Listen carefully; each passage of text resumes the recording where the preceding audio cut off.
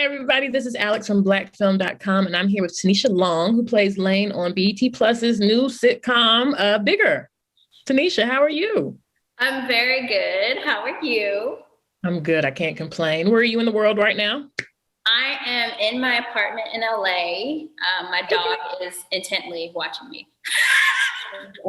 Make sure that you're on your cues, that you Yeah. don't miss any prompts. That's what it is. Okay. She's like my PR's assistant when my PR isn't here. I love that. I love that. Okay. Okay, I guess let's get into it. So you play Lane on Bigger. So what's your favorite part about playing Lane, and in what ways are you most similar to Lane in real life? I'm like slightly similar to Lane. Her speech patterns were exactly like mine on paper when I got the audition, and I was like, who wrote the way I speak?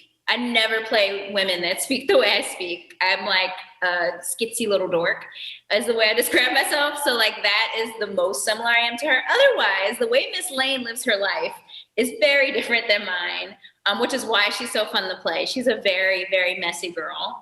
It's not on purpose. She's just trying to figure it out. But she is often just making these very impulsive decisions. And I'm super type A. So like I never do that. Oh, okay. So, okay, speaking on that, Lane and Love, you've gone through your engagement. You've ended the engagement. You've gone through your eggplant phase, just to say that for the least. And then you're moving on. Right. And then you're moving on to Dion.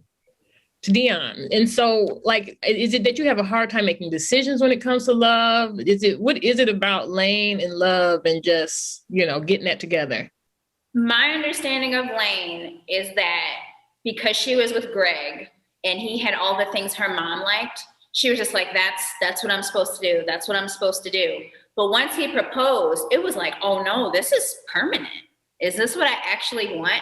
And I think it just sent her in like this tailspin to where like, even if she didn't want to, her brain, because you know how brains work in psychology, her brain was like, look, we need to figure this out. And in order to do that, we need to figure out if these other things are what we need. And it turns out the other things were more what she needed than Greg.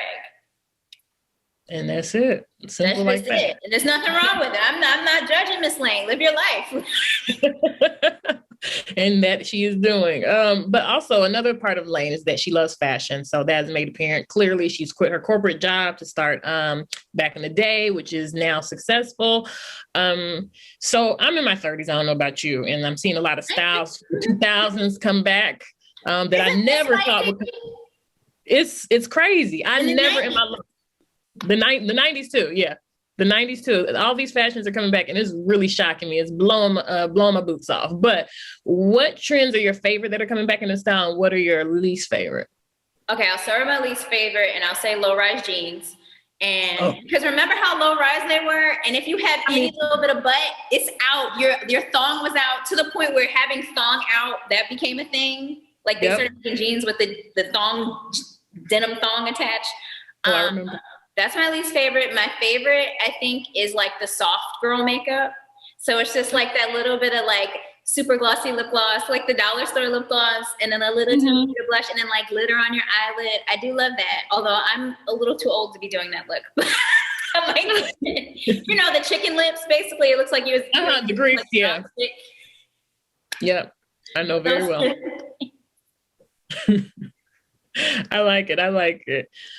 So I was listening to an interview or something that you all were doing, and a cast member said that, I don't know who it was, but pretty much they were explaining Bigger as like a second coming of your adulthood, your 30s, like the real hood, And so what's the biggest shock for you about becoming an adult? Oh my goodness. I think the biggest shock was really realizing that I was fully responsible for my health. To the point where I was like, oh, wow, like if I don't eat enough veggies during the day, I will get sick and I am in charge of that. So if I really do sit and eat pizza and wings all day, I'm going to fall asleep at 8 o'clock and not be able to get anything done. And then I'm going to wake up the next day and feel crazy. And also like going to the doctor, like going through my calendar and like, and this is when I go to all the doctors. This is when I go to the dentist. Because if not, your teeth are going to fall out. It was like, because all of a sudden the 30s hit different in the physical. Like all your joints start hurting, your hair thins out a little bit. Like, you know what I mean? You're like, what's going on? So you have to go to the doctor, and your doctor's like, look, you actually need to do this more often. And it's like, oh yeah, I gotta like, pay attention to like my whole body because I'm older now. Yeah. Yeah. So to piggyback off of that, that's your biggest shock for about becoming an adult. What about Lane? Do you think Lane had any real shocks into adulthood?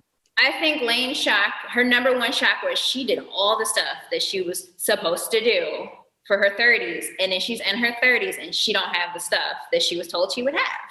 She don't have the man she really wants to be with. It's Dion. You know what I mean? She's got Greg, and it's like, he's right, but she's not like crazy in love with him. That's not her ride or die. That's just some dude that's a doctor and is nice. Right. So speaking of your 30s and like not having what you thought you would have, and age plays such a big role in our lives, especially for women. You ever felt like your age defined you, or like you were running out of time? I mean, as an actress, you always feel like that. I feel like it didn't matter how old I was. It was always like, I'm not 15, like, because like really, like actresses are getting younger and younger, and it's awesome. I love seeing all these really young Black girls being actors. It's incredible, but it's just funny because all of a sudden I'm like, wow, I'm gonna be 40 at some point, and like, what is that gonna look like as an actress? And that's like a real thing. And then also you start looking at actresses your age, at what they've done so far, not looking at like you guys' backgrounds and what led wherever. Like everybody's gonna get what they're supposed to get. It's no need to count time, but like I feel like definitely as a woman, you're just like, oh my God, like my under eye bags, I'm getting older. What am I achieving with all this time passing? And you can't control anything. So it's no need to do it. But I definitely, sometimes I catch myself, for sure. Yeah. But so what would you tell women who think this way, or anybody who just feels like they're in their 30s and it's just like, give up, or, what do you do? What's that kind of like piece of hope you could give? Well, that was like literally me right before I booked bigger. I was working at a front desk at a hotel, and I was miserable. I ran out of all of my acting money. I was getting really close to like all these giant jobs, and then a famous person would book it. And I was like, so I'm at this point in my career where I'm not famous enough to book, and there's nothing I can do about that. And I'm in my 30s. So like, I guess I'm aging out of acting, and I almost quit acting. Like if I didn't book bigger, that was going to be my last pilot season. I was like, if I don't book anything, I'm not doing this anymore. Luckily, I booked it, and I was like, well, that was silly. Where was I at mentally? It was like I had the wrong people around me. So I think like it's really important when you start feeling like your life is wrong, look at your life. Who are you friends with? Who are you dating? Where are you spending all your time? Where do you work? Maybe you hate your job. Like really reassess all the things of like your environment, because your environment can really change the way you feel. What are you eating? Are you eating stuff that you love, or are you on some crazy diet where you're like, I'm not allowed to eat bread? That's not going to make you happy. Sorry. And also that's not really going to help you in your diet unless your doctor told you that. So I think just really analyze the stuff around you and the things that are making you happy. And if they aren't, then maybe they're not the things you need. And then keep trying, because like eventually you'll get what you need and what you want, and you'll be happy. I just think if you truly just pursue what makes you happy, you will be happy. Unless there's something else going on in your life that, you need to deal with a doctor. And that's okay too. Right. That's amazing advice. I'm taking some of that for myself. Yeah, it's real. I mean, I have a therapist, so like this is from her. That's also very real too. That's very real. Black women get that therapy, okay? Don't let anybody tell you that's not for us. It is very for you. It changed my life. Awesome. Okay. Amen. I love that. So what's next for Lane in season 2? Oh man. What I can say about Lane in season 2 is we catch her after what happened in the season finale. And there's been some fallout without revealing things. And she's kind of like doing well with the store and trying to figure out if that is what she wants. Cause that's scary. You ever like want a dream job and then book it and be like, how do I do this? Like, am I really ready to do this? It's the thing you've been obsessing over, and here it is. You got it, and it's no longer a goal. So then you're scared of this new thing you got, and then also now there's this new bigger goal that's insane, and you're like, now I want that because this isn't good enough anymore. So Lane's in yet another transitional part of her life and her career and her relationships with her friends and family and some men. I'm not gonna spoil. We're not spoiling over here. You're not going to get me caught up, Alex. Right. That's all good. That's all good. But the sky is the limit for Lena in season 2. Okay. And I guess the one last thing is, it's not a question, it's just to finish the sentence. Bigger is what? Bigger is blank. Bigger is up to you. That's terrible. I was trying to think of something cool, but It's okay. That was your answer, and it serves this purpose well. Okay, it does. All right.